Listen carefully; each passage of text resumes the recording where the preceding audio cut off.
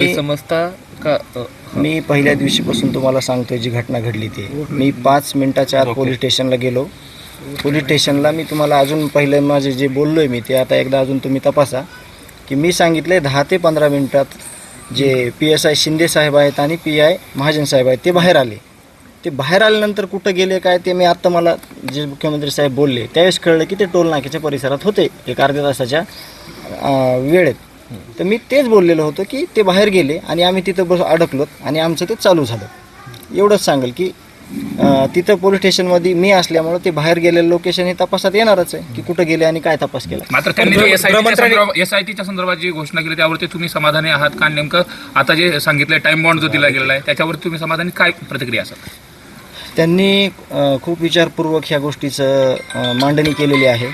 ह्याच्यामध्ये त्यांनी सगळ्यात महत्त्वाचा विषय आहे की कोणी जरी असलं आणि त्याच्यात ते आहेत, कोणी जरी असलं तरी कारवाई होणार आणि त्याच्यात आहेत ते, आणि ह्याच्यातून हे सगळं बंद झालं पाहिजे. हे जे सगळं चाललं आहे, ही सगळी अराजकता जी माजलेली आहे ती सगळी बंद होणार आहे, याच्यावर माझा विश्वास आहे. फक्त मी आत्ता एकच मागणी करतो, माझी खूप मानसिकता अशी ढळलेली आहे, माझ्या आईची तब्येत खराब झाली आता सध्या. मला एकच सांगतो मी तुम्हाला की उद्या संध्याकाळपर्यंत जे आरोपी आहेत ते जेरबंद झाले पाहिजेत, मी एवढी विनंती करतो. सरकारनं आता बोलताना देवेंद्र फडणवीस म्हणाले की जीवाचा मोल हा पैशाने तोलतायत, 10 लाख रुपयांची मदत केली. मला त्याच्यावर काहीच बोलायचं नाही. माझा कुटुंबातला माणूस आहे तो त्या कुठल्याच, मी आत्ता फक्त एकच गोष्ट मागतोय ती मला प्रामुख्यानं पाहिजे, मला न्याय पाहिजे. माझ्या भावाचे जे हत्यार आहेत, जे भावाच्या खुनामध्ये सगळे जे म्हणजे जे लोक आहेत जेवढे सर्व, त्यांना मला शिक्षा द्यायचे, जेरबंद करून त्याची शिक्षा झाली पाहिजे, ही माझी प्रमुख मागणी. उद्या 13वा दिवस आहे, हा अल्टिमेटम समजायचं सरकारने. मी पहिल्या दिवसापासून म्हणतोय की आरोपीला जेरबंद करा.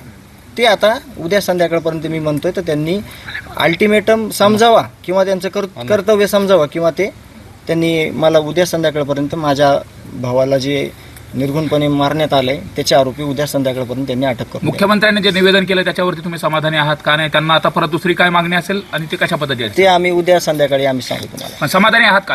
आता त्यांनी बोलले त्याच्यावर ते योग्य कारवाई करतील, ह्या बाबतीत मी समाधानी आहे. बरेच लोकप्रतिनिधी असं म्हणत होते की डोळे जाळण्यात आले, शरीरावर पोळवण्यात चटके देण्यात आले, मात्र मुख्यमंत्री म्हणाले असं काही झालं. ज्या प्रकारे माझ्या भावाला एवढं मारलं होतं तर ते इतकं भयानक होतं, ते चित्र इतकं भयानक दिसत होतं आणि त्या सगळ्या भावना होत्या की ते मारून टाकू शकतात. तर मग हे चिल्लर गोष्ट आहे ना, डोळे जाळणे वगैरे, तर ते दिसत होतं सगळं तसं.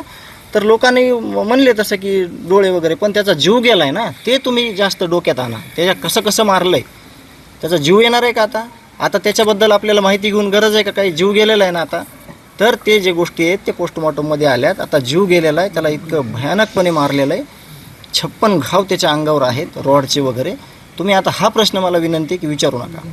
पण यात मोक्का म्हणजे हा फार महत्त्वाचा कायदा आहे, सांगितलं संघटित गुन्हेगारी. तर संघटित गुन्हेगारीचा कायदा पण वापरणार असं गृहमंत्र्यांनी सांगितलं त्यांनी सांगितलंय आणि ते केलंच पाहिजे.